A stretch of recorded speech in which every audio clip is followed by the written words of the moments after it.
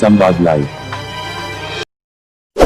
इस वीडियो को लाइक करें, हमारे चैनल को सब्सक्राइब कर बेल आइकन जरूर प्रेस करें हमारी न्यू वीडियो सबसे पहले देखने के लिए। अच्छा सुनो, सब्सक्राइब करते वक्त ना घंटी बजा देना ताकि जब मैं ऑनलाइन आऊं तो तुम्हारे फोन की भी घंटी बजे।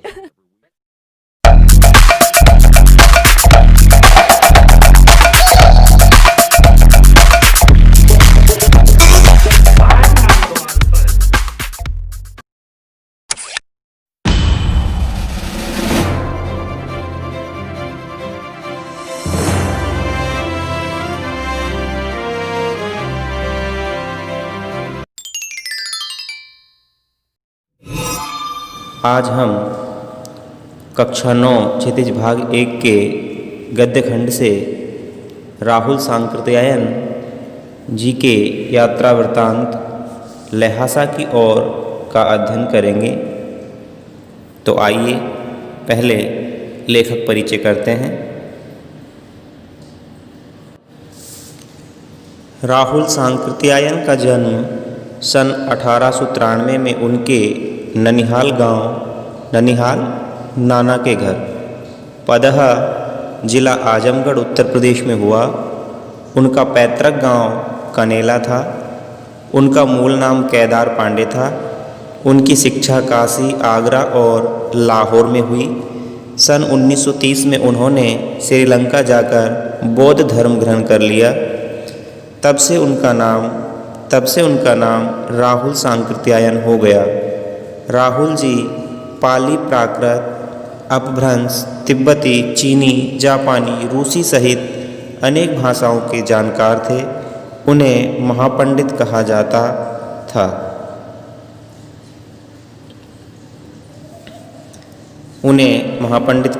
था।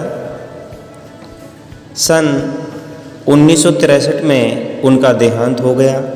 राहुल सांकृत्यायन ने उपन्यास, कहानी, आत्मकथा, यात्राव्रत, जीवनी, आलोचना, शोध आदि अनेक विधाओं में साहित्य सृजन किया। इतना ही नहीं, उन्होंने अनेक ग्रंथों का हिंदी में अनुवाद भी किया।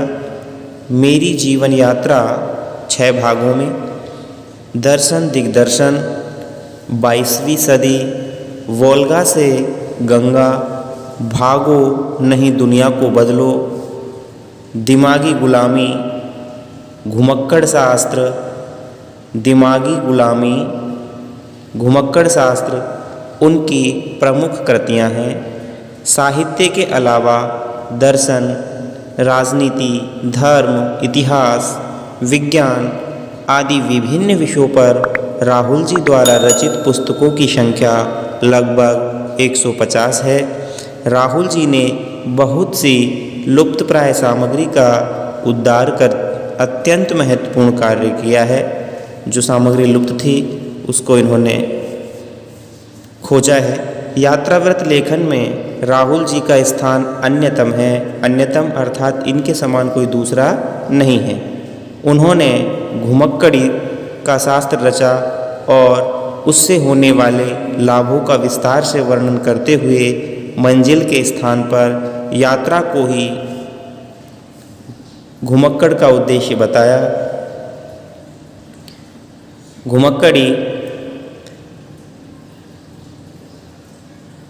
घुमक्कड़ी से मनोरंजन, ज्ञानवर्धन एवं अज्ञात स्थलों की जानकारी के साथ साथ भाषा एवं संस्कृति का भी आदान प्रदान होता है। राहुल जी ने विभिन्न स्थानों के भौगोलिक वर्णन के अतिरिक्त वहाँ के जनजीवन की सुंदर झांकी प्रस्तुत की है। यात्रा वृत्तांत का परिचय यहाँ पर दिया गया है, पढ़ते हैं।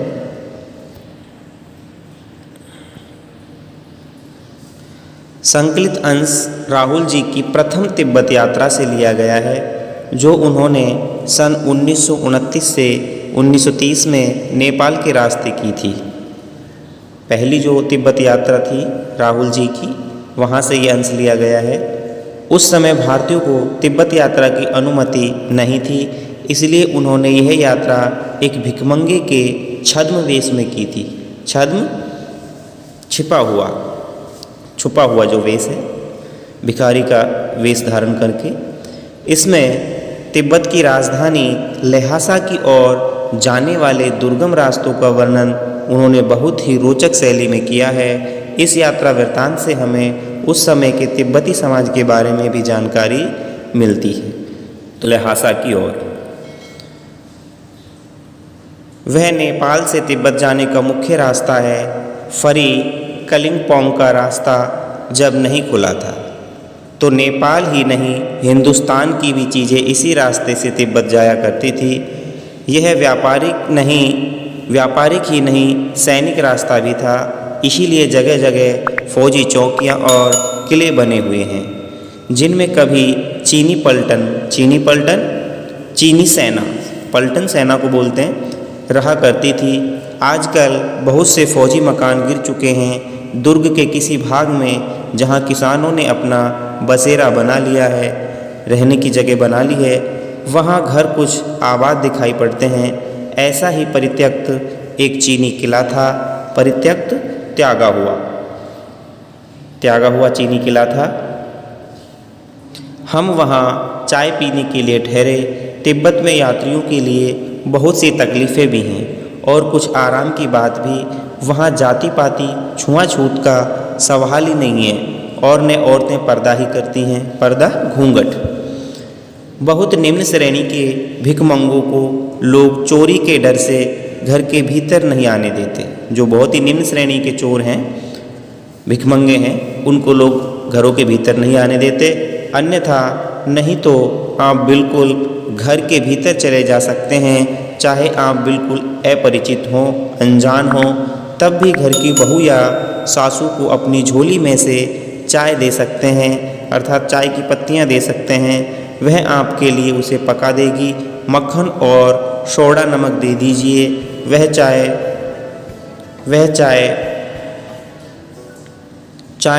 चौंगी में कूटकर उसे दूध वाली चाय के रंग की बना के मिट्टी के टोंटीदार बर्तन खोटी में रख के आपको दे देगी। यदि बैठक की जगह चूल्हे से दूर है और आपको डर है कि सारा मक्खन आपकी चाय में नहीं पड़ेगा, तो आप खुद जाकर चौंगी में चाय मथ कर ला सकते हैं। चाय का रंग तैयार हो जाने पर फिर नमक मक्खन डालने की ज़रूरत नहीं। परित्यक्त त्यागे हुए चीनी किले से जब हम चलने लगे तो एक आदमी राहदारी मांगने आया। राहदारी होता है राह का जो टैक्स है, राह पार करने का जो कर है यात्रा करने का, उसको राहदारी कहा गया है। हमने वह दोनों चिंटे उसे दे दी। शायद उसी दिन हम थोंगला के पहले के आखिरी गांव में पहुंच गए। यहाँ भी सुमति के जान पहचान के आदमी थे और भिखमंगे रहते भी ठहरने के लिए अच्छी जगह मिल गई। सुमति के जान पहचान के लोग वहाँ पर थे। इनका मित्र है सुमति। 5 साल बाद हम इसी रास्ते लौटे थे और भिखमंगे नहीं, एक भद्र यात्री के वेश में घोड़ों पर सवार होकर आए थे। किंतु उस वक्त किसी ने हमें रहने के लिए जगह नहीं दी और हम गांव के एक सबसे गरीब झोंपड़े में ठहरे थे। बहुत कुछ लोगों की उस वक्त की मनोवृत्ति पर भी निर्भर है। खासकर शाम के वक्त छंग पीकर बहुत कम होश हवास को दुरुस्त रखते हैं। वहाँ के जो लोग हैं शाम को छंग पीते हैं, एक मादक पदार्थ वो पी लेते हैं और मदिरा के जैसा मादक पदार्थ पी करके वो अपना होश हवास खो देते हैं। अब हमें सबसे विकट डांडा थोगला पार करना था। डांडे तिब्बत में सबसे खतरे की जगह हैं। 16-17 हज़ार फीट की ऊंचाई होने के कारण उनके दोनों तरफ मीलों तक कोई गांव गिराव नहीं है, कोई बस्ती नहीं है। नदियों के मोड़ और पहाड़ों के कोनों के कारण बहुत दूर तक आदमी को देखा नहीं जा सकता। डाकू के लिए यही सबसे अच्छी जगह है। डाकू लोगों के लिए जो डांडा है वो बहुत अच्छी जगह है। तिब्बत में गांव में आकर खून हो जाए तब तो खूनी को सज़ा भी मिल सकती है, लेकिन इन निर्जन स्थानों में इन निर्जन स्थानों में मरे हुए आदमियों के लिए कोई परवाह नहीं करता। सरकार खुफिया विभाग और पुलिस पर इतना खर्च नहीं करती और वहाँ गवाह भी तो कोई नहीं मिल सकता। डकैत पहले आदमी को मार डालते हैं, उसके बाद देखते हैं कि कुछ पैसा है कि नहीं। हथियार का कानून न रहने के कारण यहाँ लाठी की तरह लोग पिस्तौल बंदूक लिए फिरते हैं। डाकू यदि जान से ने मारे तो खुद उसे अपने प्राणों का खतरा है। गांव में हमें मालूम हुआ कि पिछले ही साल थोंगला के पास खून हो गया। शायद खून की हम उतनी परवाह नहीं करते क्योंकि हम भिखमंगे थे और जहाँ कहीं वैसी सूरत देखते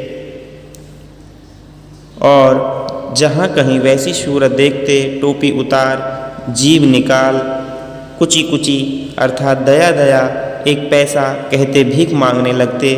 लेकिन पहाड़ की ऊंची चढ़ाई थी, पीठ पर सामान लाद कर कैसे चलते और अगला पड़ाव 16-17 मील से कम नहीं था। मैंने सुमति से कहा कि यहाँ से लंगकोर तक के लिए 2 घोड़े कर लो, सामान भी रख लेंगे और चढ़े चलेंगे। दूसरे दिन हम घोड़ों पर सवार होकर ऊपर की ओर चले। डांडे से पहले एक जगह चाय पी और दोपहर के वक्त डांडे के ऊपर जा पहुँचे। हम समुद्र तल से 17-18 हज़ार फीट ऊंचे खड़े थे। हमारी दक्षिण की तरफ पूरब से पश्चिम की ओर हिमालय के हजारों श्वेत शिखर चले गए थे। श्वेत शिखर सफ़ेद पर्वत चोटियाँ, भीटे की ओर दिखने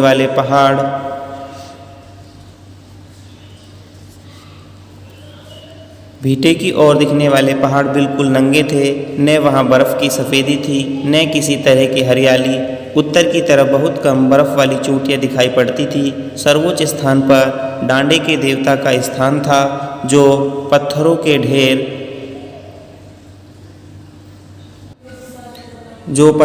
ढेर, जानवरों के सींगों और रंग बिरंगे कपड़े की झाड़ियों से सजाया गया था। जब हमें बराबर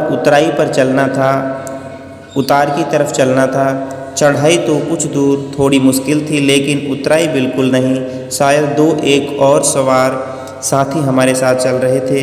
मेरा घोड़ा कुछ धीमे चलने लगा। मैंने समझा कि चढ़ाई की थकावट के कारण ऐसा कर रहा है और उसे मारना नहीं चाहता था। धीरे धीरे वह बहुत पिछड़ गया और मैं दौक्विन वैस्तों की तरह अपने घोड़े पर झूमता हुआ चला जा रहा था।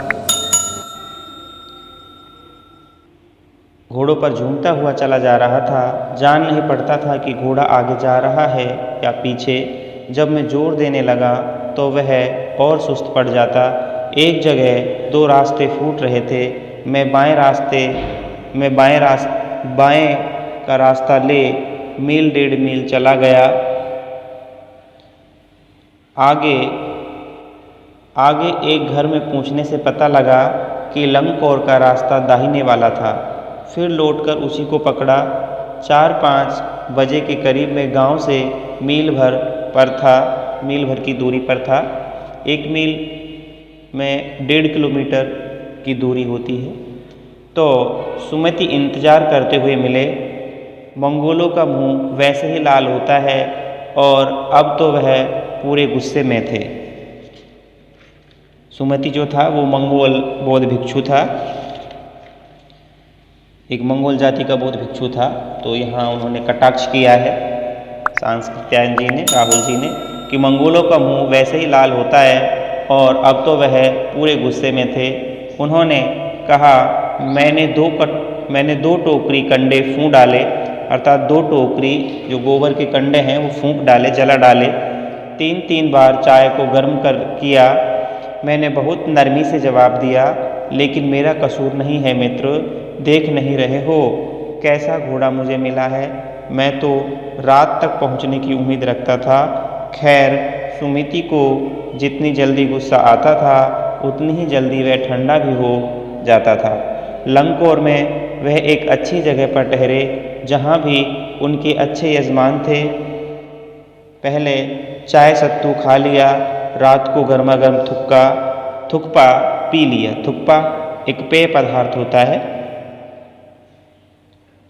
अब अब हम तिगरी के विशाल मैदान में थे, जो पहाड़ों से घिरा टापू सा मालूम होता था, जिसमें दूर एक छोटी सी पहाड़ी मैदान के भीतर दिखाई पड़ती है। उसी पहाड़ी का नाम है तिंगरी समाधि गिरी। आसपास के गांव में भी सुमिति के कितने ही यजमान थे।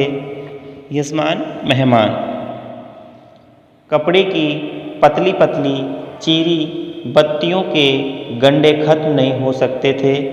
गंडे एक तावीज़ होता है जिसमें मंत्र पढ़ कर के गांठ लगा दी जाती है, क्योंकि बोध गया से लाए कपड़े के खत्म हो जाने पर किसी कपड़े से बोध गया का गंडा बना लेते थे। वह गंडा ताबीज़ वह अपने यजमानों के पास जाना चाहते थे। मैंने सोचा यह तो हफ्ता भर उधर ही लगा देंगे। मैंने उनसे कहा कि जिस गांव में ठहरना हो उसमें भले ही गंडे बांट दो, मगर आसपास के गांवों में मत जाओ। इसके लिए मैं तुम्हें लहासा पहुंचकर रुपए दे दूंगा। सुमिति ने स्वीकार किया। दूसरे दिन हमने भरिया ढूंढने की कोशिश की, लेकिन कोई नहीं मिला। सवेरे ही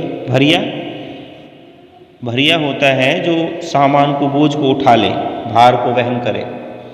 तो दूसरे दिन हमने भरिया ढूंढने की कोशिश की, सामान को ढोने वाले को ढूंढने की कोशिश की, लेकिन कोई नहीं मिला।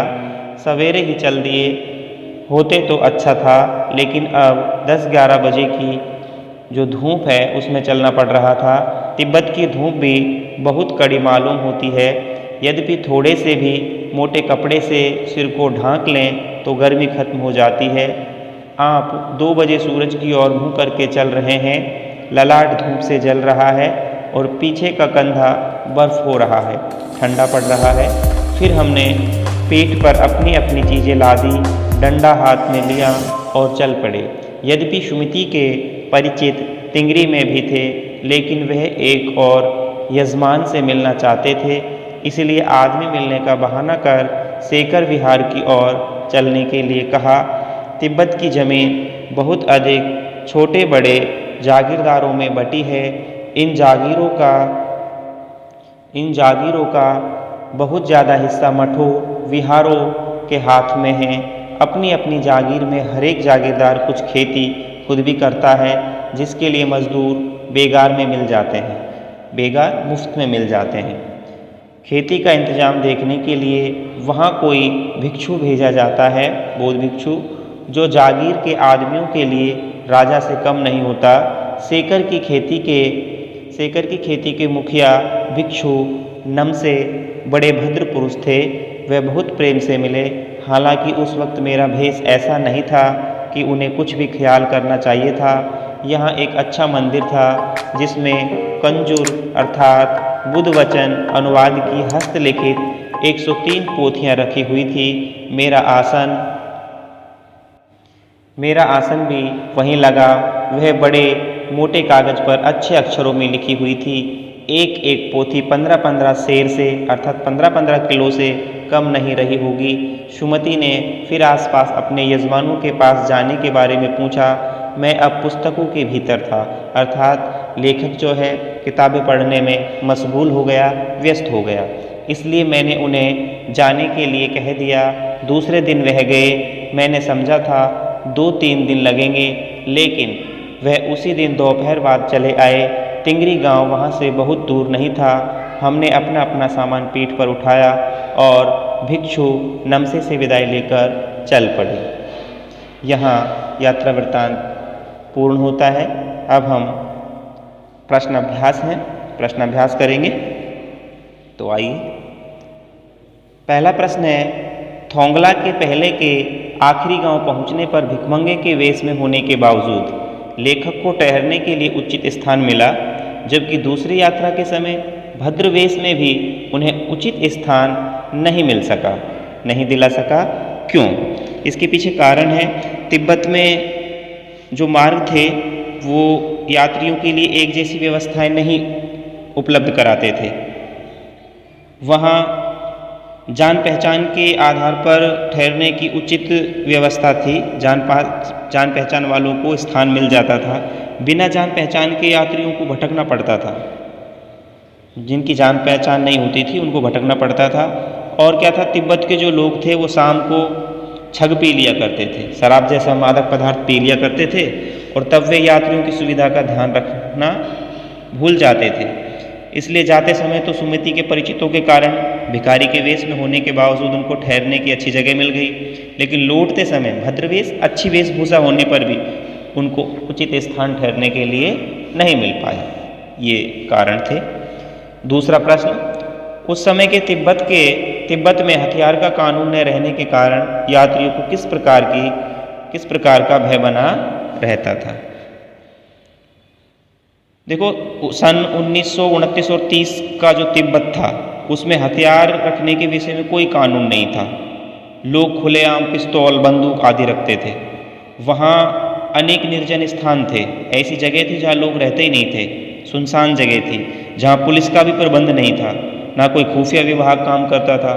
डाकू किसी को भी आसानी से मार सकते थे, इसलिए यात्रियों को हत्या और लूट मार का भय बना रहता था।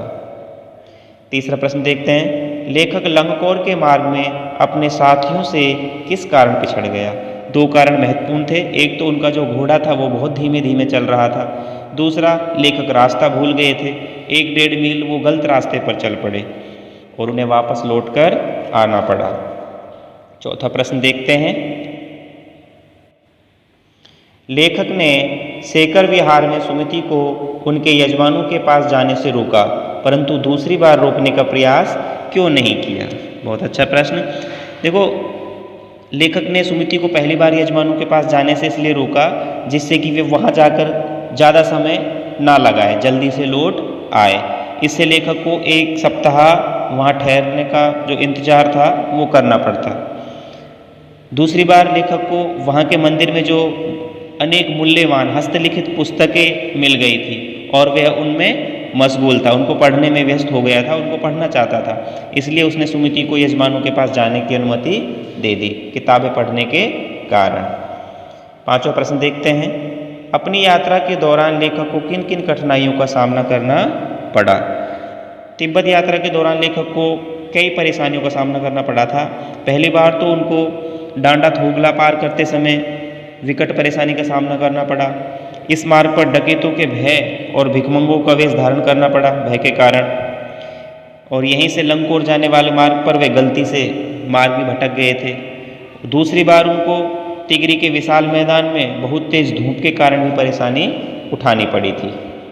छठा प्रश्न देखते हैं, प्रस्तुत यात्रा वृत्तांत के आधार पर बताइए कि उस समय का तिब्बती समाज कैसा था। उस समय का जो तिब्बती समाज था वो जागीरों में बटा हुआ था। अधिकतर जो जागीरें थी वो मठों के अधीन थी, मठों के अधीन रहा करती थी। जागीरों के जो मालिक थे वो खेती की व्यवस्था अपने आप करवाते थे। खेती करने के लिए वो बेगार में मजदूर उनको मिल जाते थे, मुफ्त के मजदूर मिल जाते थे, और सारी व्यवस्था की देखभाल एक भिक्षु करता था, और वो भिक्षु राजा के समान सम्मान पाने वाला होता था। तिब्बत के समाज में छुआछूत, जाति पाति ऐसी कुप्रथाएं नहीं थी। कोई अनजान व्यक्ति भी किसी के घर के अंदर जाकर के चाय बनवा सकता था।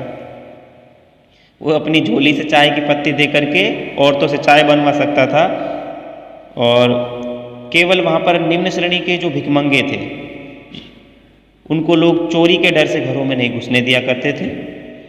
तिब्बत के लोग जान पहचान के लोगों, तिब्बत में क्या है, जान पहचान के लोगों को यात्रियों को ठहरने की तो व्यवस्था मिल जाती थी, लेकिन शाम जब वो छंग पी लेते थे तब वो यात्रियों की देखभाल नहीं कर पाते थे। इस तरह का तिब्बती समाज उस समय का था। सातवां प्रश्न देखते हैं, मैं अब पुस्तकों के भीतर था, नीचे दिए गए विकल्पों में से कौन सा इस वाक्य का अर्थ बतलाता है।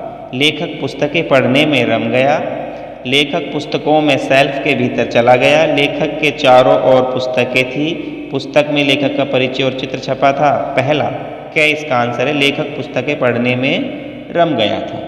आगे चलते हैं, रचना और अभिव्यक्ति के प्रश्न हैं। आठवां प्रश्न है, सुमति के यजमान और अन्य परिचित लोग लगभग हर गांव में मिले। इस आधार पर आप सुमति के व्यक्तित्व की किन किन विशेषताओं का चित्रण कर सकते हैं। देखो, सुमति का जो स्वभाव था, सुमति था कौन? सुमति मंगोल जाति का एक बौद्ध भिक्षु था। मंगोल जाति का बौद्ध भिक्षु था उसका जो स्वभाव था बहुत ही अच्छा था, सरल स्वभाव था, मिलनसार था, वो स्नेही था, मृदु बोलने वाला था, मीठा बोलने वाला था।